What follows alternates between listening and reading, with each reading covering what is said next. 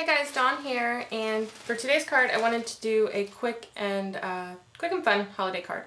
I'm going to be using our Christmas stamp set from this year called Winter Wishes. This is one of the four stamp sets that we released this year for Christmas. I'm going to be using the sentiment here.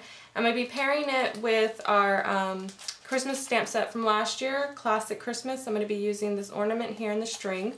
And I'm going to be hanging that from this tree branch here from our Valentine set from last year called Lovebirds. For the card itself, I'm going to be using just a little scrap of this polka dotted paper here from Basic Gray's Nordic Holiday Collection and a little piece of lace that I picked up from Michael's. For the focal image, I'm going to do the tree branch coming off here, and then the ornament's going to be hanging from it here, and then the sentiment's going to be right down here. So the center panel is 4 1/4 high by 3 1/4 wide. And to ink up my tree branch, I'm going to use Stampin' Up's Close to Cocoa and Chocolate Chip. I'm going to start and ink the whole thing up with Close to Cocoa.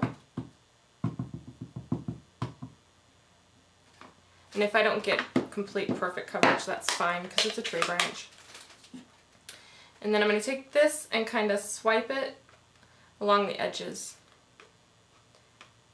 This is just a little bit darker, so I'm hoping that I can create a little texture here with that.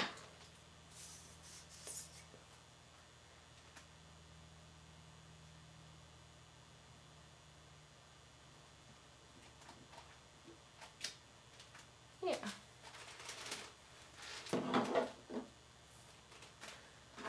Alright, then I'm going to add my string here, and I'm going to use another Stampin' Up color, Sahara Sand,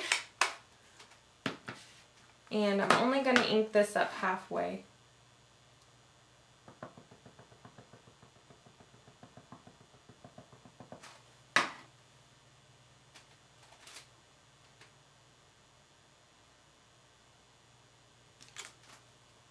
There we go.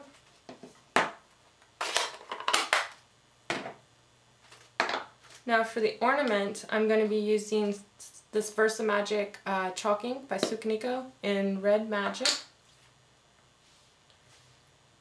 And when I use the pigment or chalk inks, I like to ink pad to stamp. I think this gives me a little more control over the amount of ink that I'm transferring to the stamp, especially with these squishy pads.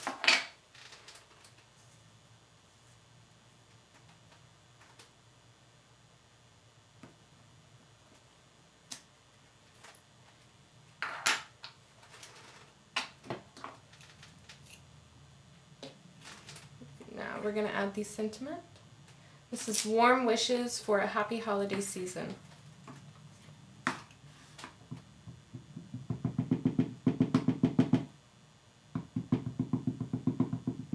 And for the dye inks, I usually do this kind of firm tapping, and it seems to work really well for me in getting even ink coverage on the stamp itself.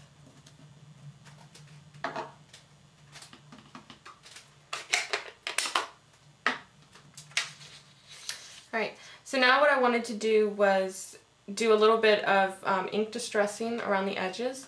I'm going to use two shades here. I'm going to use Antique Linen and Tea Dye. These are both by Ranger.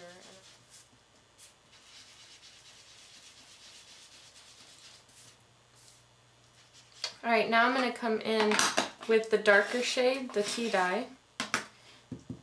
And I'm just going to kind of hit some of these edges a little bit harder, just so I can get some variation.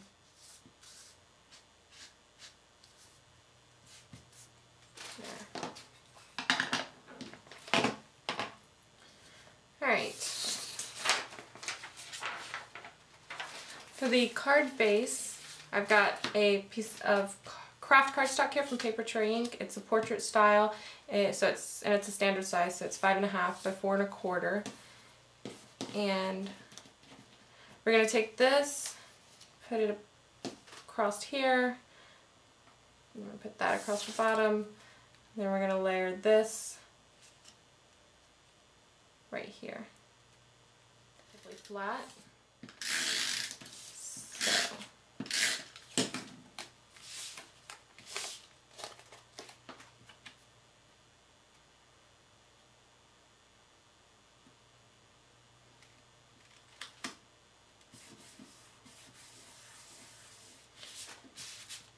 Then, if we wanted, we could add a little piece of twine down here.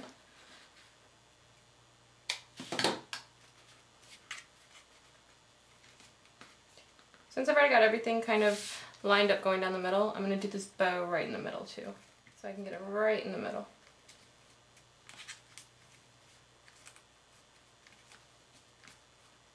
If you wanted to make sure that this bow absolutely did not move, you can add a little glue dot right under the bow, and then it's not going to go anywhere.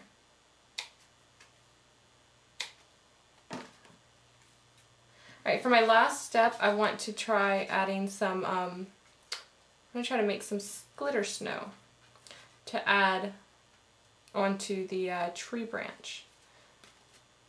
So, I'm going to lay down a piece of scratch paper here, and I'm going to try using some Glossy Accents and some glitter to create some snow. So right here I'm going to just kind of draw on some snow where it would fall on the tree branch. And when this dries, it should give me a nice 3D effect of snow.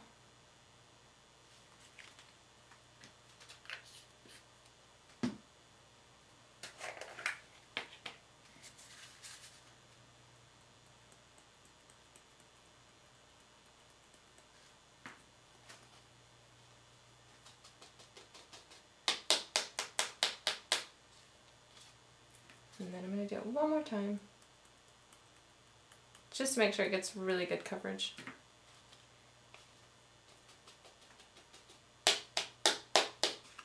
And there you have the finished card. Now when this dries, I'm hoping that it'll stay, well it should, most of the time. The Glossy Accents dries really thick, and so it should have this nice 3D effect. And it's really simple card, but that little bit of glitter makes it a lot of fun. I hope you enjoyed, and thanks for watching. I will see you next time.